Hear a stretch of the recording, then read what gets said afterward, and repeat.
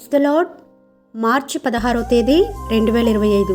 ఈరోజు దేవుని వాక్యము దినవృత్తాంతములు 2వ గ్రంథము 7వ అధ్యాయము 16వ వచనము. నా దృష్టియు నా మనస్సును నిత్యము దాని మీద నుండును.